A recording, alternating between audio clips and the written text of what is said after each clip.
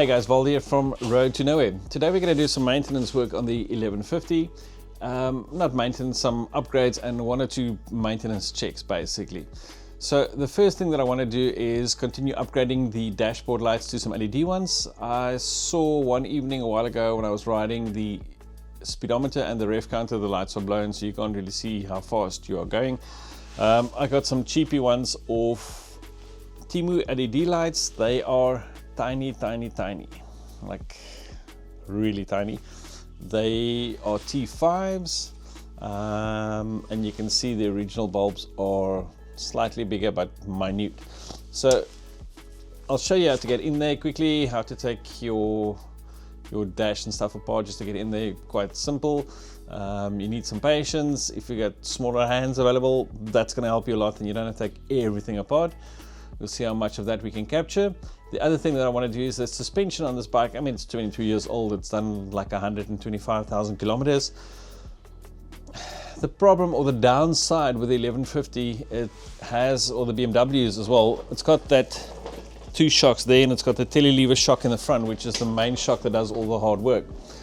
So that shock, unfortunately, is a non-serviceable component. So you can't take it to a shock place and say, just rebuild the shock for me or service it for me. So the only alternative is to get something like a Touratech or those kind of shocks as an aftermarket replacement. But those shocks are like between 22 and 25,000 South African Rand. That's half the price that I paid for the bike. So it doesn't make any economical sense. There's a shop in Cape Town that can build a custom one for you at about half the price. So you're looking at like 12,000 Rand. And then to get the rear shock serviced, new seals, all those kind of things, that's going to be like another 5-6k. So you're looking at about 18,000 Rand for front and rear shocks. That's also like a third of the price that I paid for the bike. So none of that stuff really makes economical sense at this stage. So yeah, I'm just going to check if maybe the bushings in the front have worn out, because that's quite a common issue as well, where the telelever shock mounts to the frame under the tank. So we're not going to remove the whole tank, although I'm an expert at that already. I can do it blindfolded. I've taken it off so many times. So just loosen the tank up, slide it back slightly, see what that bushing looks like. If it is the bushing, then I'll just get a new rubber bushing from BMW and replace that. And then the other thing that I want to do is, my bike already has the catalytic converter boxy kind of thing at the bottom removed, but I bought the bike with a 2-in-1 wide pipe fitted, and I saw a nice option where we can possibly take that bike apart, the silencer apart, and just modify it slightly just to get a bit more of a richer sound out of the exhaust. So let's see how far we get today, what we can cover, but the first step is going to be replacing these LED bulbs. So stick around. Okay, so on the Adventure and the standard 1150, the screens differ slightly, so the mountings might be a little bit different. But on the 1150, you take a little T27 Torx bit, and I'm lazy, I just use my electric drill, and we're just going to remove those brackets quickly.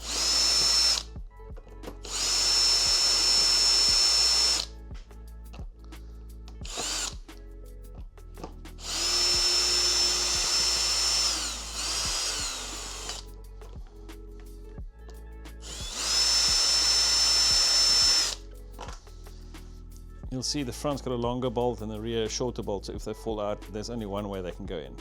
Simple.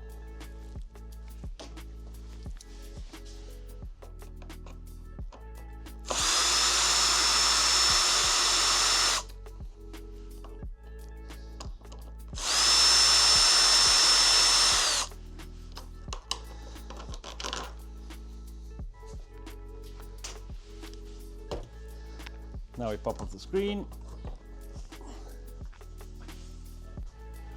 Okay, next up are these two bolts on the fly screen. They are T20s.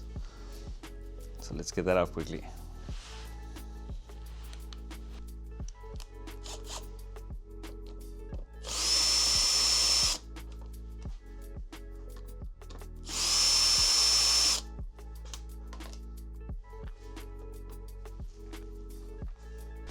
Okay, so this is what it looks like when the fly screen is off. there is your speedometer and your ref counter. You can access those. You simply just kind of pull those out, and you've got access to the bulbs, and then slot them back in.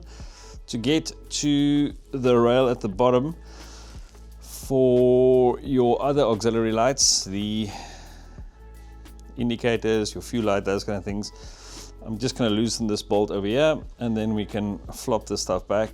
I'm going to show you what that looks like right now, and then this whole assembly just pops out. It's got plastic brackets that keeps it in place. But let me show you quickly what that dash looks like with the upgraded lights.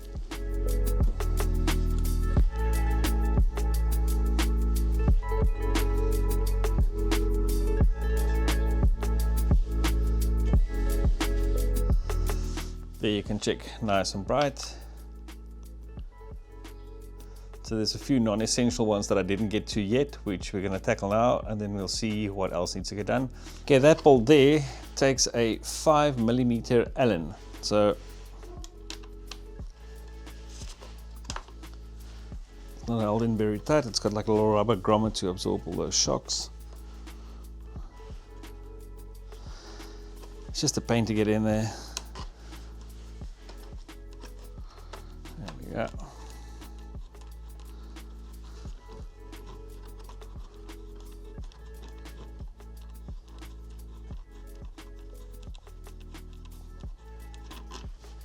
And it's out.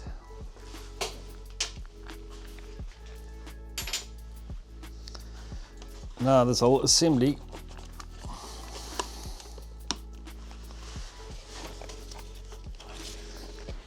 well, we can see that. Let's just see if we've got a headlight lying around. There we go. So there you'll see it's got some rubber booties there and a rubber booty there. So you simply just pull back on that and it clips out of there. So you've got one bolt holding it up there, and then down there is where those rubber booties are, and the other one is on that side. So I'm just going to pop that out quickly.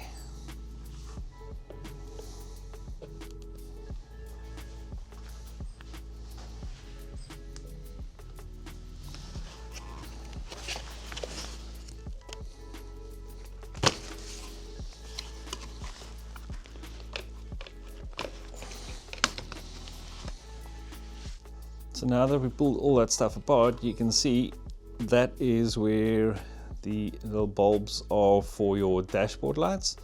And it's a bit of a tight squeeze, especially getting in to the, when you sit in front of the cockpit, to your right hand side, but to your left hand side from the back. You can get your hands in there, just don't pull on the wires, you pull in that little rubber pluggies and you can get them out. So let's see how much of that I can actually get in the shot, and we're just going to tackle it one by one.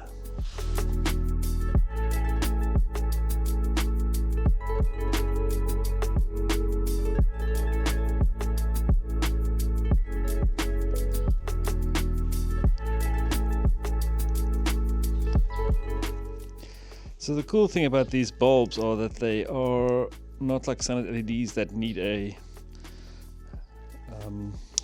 proper current direction. They can be mounted any which way. So there we go. Let's just see if that thing is actually firing up to anything. Yep, there we go. Nice and bright. Not sure what that is for, but we'll see once we have everything installed. Now to get that sucker back in. I don't know how much of this you guys can see, but it's a bit finicky getting in there, but it is doable.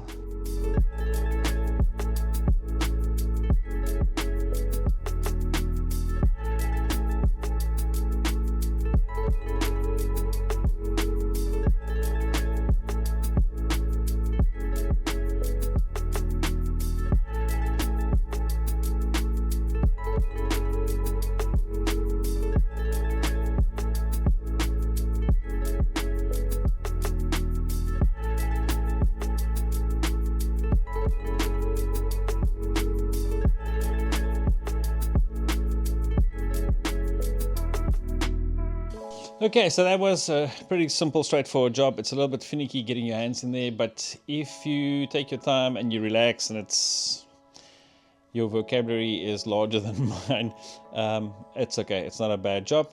I'll post a link to some of these bulbs if you guys are interested. They get out so quickly, so those links on Temu change quite regularly, but I mean, you can search for something similar. It's called a T5 LED bulb. I'm not sure what the proper name for it is. I'll look that up and I'll post it in the description, but it basically means it can go in any polarity. It doesn't have to be positive to positive, negative to negative. So there's no ways of messing it up, you know, putting the whole thing together and it doesn't work. So that's all done and dusted. I'm just going to reassemble everything, and then we're going to do the semi-tank removal quickly and see if that rubber boot at the top of the shock mount is still in good condition. So let's get it all back together.